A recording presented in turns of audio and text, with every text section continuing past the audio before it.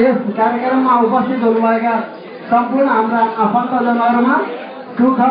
शान्ति समृद्धि र उन्नतिको लागि हार्दिक मङ्गलमय शुभकामना व्यक्त गर्न चाहन्छु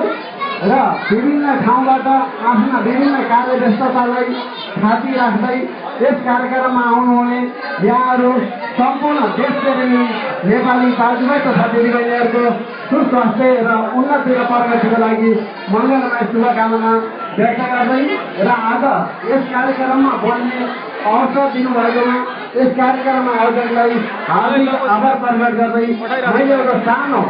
लोकगीत गाउन गइरहेको छु। गीतको बोल छ गाडै छोटे शब्द।